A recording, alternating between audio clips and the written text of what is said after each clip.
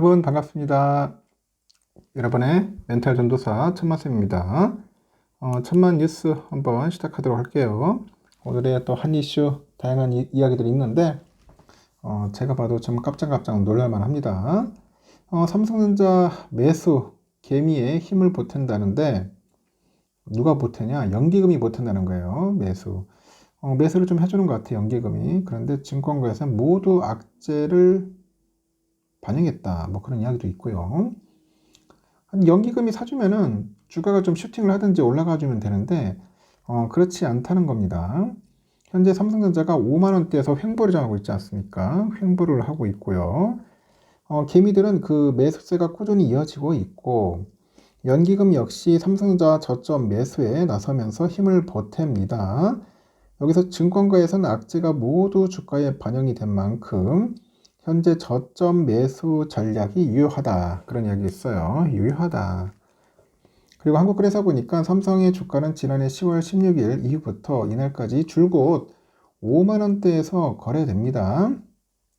지난해 외국인 투자자는 삼성전자를 10조 5197억 정도 순매도하면서 지난해 가장 많이 매도한 종목 1등을 차지를 했죠.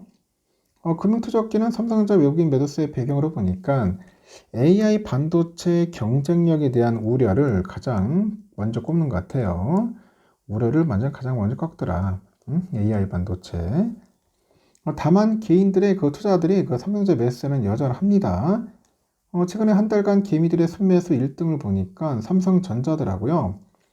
이 기간 4,620억을 사들였어요. 4,620억. 많이 사들였죠. 같은 기간 연기금 역시 삼성을 2,401억 정도 사들였고 순매수 1등 종목을 기록을 했습니다. 삼성전자의 주가가 반도체 업황 둔화에 더해서 HBM 경쟁에 뒤처진 영향으로 주가가 부진하다 보니 저가 매수에 나서는 거야. 저가 매수. 저가 매수에 나서고 있다는 그런 평가도 있더라. 증시 전문가들은 연기금의 순매수세 지속이 증시에는 긍정적인 역할을 할 거로 보는데 올해는 기관 투자자들의 순매수가 특징적이죠. 특히 연기금이 국내 증시를 꾸준하게 매수하고 있는 것을 확인할 수 있다고 하죠. 여기에 또 장기 투자 성격을 가진 연기금은 한국 주식을 낮은 밸류에이션에서 매수하고 있는 것으로 현재 해석을 하고 있습니다.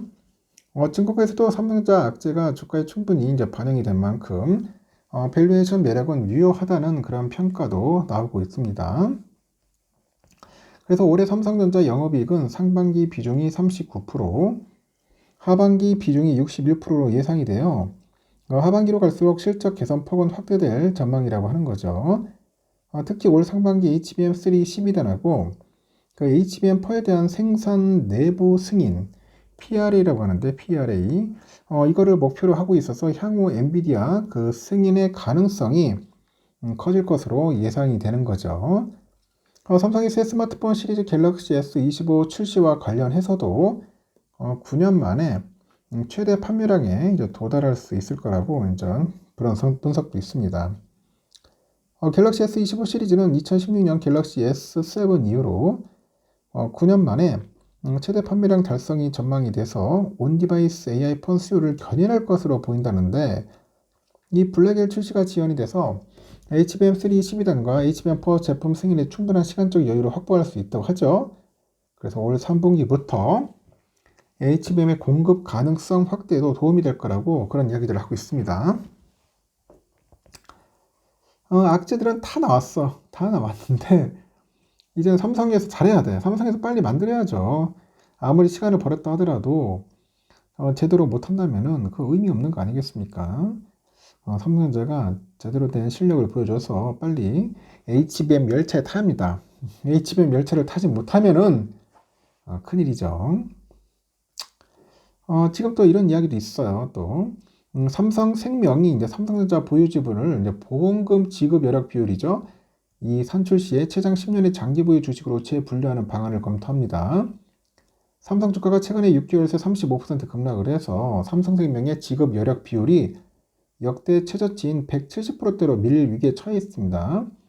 회계상 장기 보유 주식으로 분류하면은 지급 여력 비율이 200%대로 회복할 수 있겠지만은 규정에 따라서 최소 5년에서 최장 10년간 삼성전자 주식을 매도할 수 없을 전망이라고 해요. 금융권에 따르니까 삼성의 그 최대 주주인 삼성생명이 전자보유 지분 8.51%를 킥스 선출 시 장기보유 주식으로 분류하는 방안을 검토하는데, 이 보험사의 자본력을 보여주는 킥스 비율을 산정할 때 주식을 보유하고 있으면 주가 변동에 따른 자산가치 변동을 기타 포괄수익 누계액 등 가용 자본의 분기별로 반영을 해야 돼요. 삼성생명은 삼성전자 주식을 약 5억 주 정도 가량 갖고 있답니다. 5억 주 갖고 있어서 삼성전자 주가에 따라서 자산이 30조에서 한 40조 정도로 변동폭이 커요. 주가 변동에 따라서 가용 자본과 요구 자본이 달라져서 킥스 비율이 이제 출렁거리는 거죠. 특히 삼성의 주가가 지난해 6월 말 81,500원에서 지난 9월 말 61,500원으로 25% 단기 급락을 했어요. 삼성생명의 기타 포괄 손익 누계액이 대폭 감소했죠. 이에 따라서 삼성생명의 킥스 비율이 같은 기간 201.5에서 193.5%로 하락을 했네요. 업계 1위인 삼성생명의 킥스 비율이 200%를 밑돈 것은 이번이 처음이랍니다. 이 문제는 삼성전자 주가가 5만원대로 하락한 12월 말입니다. 아직 확정은 안 됐는데 이대로 두면 삼성생명 킥스 비율이 지난해 연말 기준 175% 수준으로 추락할 것으로 전해졌는데, 이 주가 하락뿐 아니라 국고채 10년물 금리가 2.8%대로 밀리면서 보험부채를 산정하는 그 기준이 되는 할인율도 떨어져서 가용자본이 대폭 줄어든 영향이죠. 지난 9월 말 기준 생보업계 평균 킥스 비율이 191.2%예요. 그래서 이 점을 감안하면 삼성생명은 지급여력 비율 추락으로 초비상이 걸렸다. 이에 따라서 삼성생명은 삼성전자 주식을 킥스 비율 산정 시 장기보유 주식으로 분류하는 방안을 검토 중이고, 일반 주식에서 장기보유 주식으로 분류하면은 가용자본 산정 시 적용하는 위험 가중 계수를 종전 35에서 25%로 낮게 적용할 수 있어요.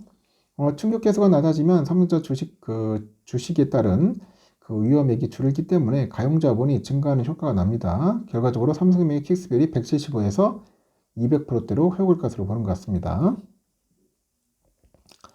장기 보유 주식으로 분류하기 위해서는 금융당국의 승인을 받아야 하고, 규정상 향후 10년간 장기 보유 계획을 당국에 제출해야 하면서 분류 이후로 최소 5년간은 해당 주식을 매도하거나 또는 추가로 신규 편입할 수 없고, 5년 이후에도 일단 일정 요건을 충족해야만 일부 주식을 매도하거나 신규 편입이 가능하다고 합니다. 삼성은 주가 부양을 위해서 다음 달까지 3조 원 정도 자사주 매입 후 소각을 계획하고 있어요. 이에 따라서 삼성생명과 삼성화재 등 금융계열사 그 보유 지분이 10%를 넘기 때문에 금융산업 구조 개선에 관한 법률상의 위반을 막기 위해서 일부 주식은 장기 보유하지 않고 일반 주식으로 남겨둘 것이라는 추정도 있다고 합니다. 하여튼 뭐 여러 가지 복잡한 내용들이 있어요. 하여튼 주가가 올라야 돼. 주가가 너무 빠지니까 이 지경까지 온 것 같습니다. 그래서 주가가 저는 이상하게 왠지 오를 것 같아요. 이번 주는 좀 빠지다가 이제 조만간 소각하면은 좀 반등을 하지 않을까 하는 생각도 듭니다. 그렇지만 그게 그 일시적인 상승일 거죠. 일시적인 상승이지 지속적인 상승은 아닐 것 같습니다. 하여튼 이런 내용도 있다는 거 참고하시기 바랍니다. 여기까지 하고 여러분들 편안한 밤 보내십시오. 내일 뵙도록 할게요.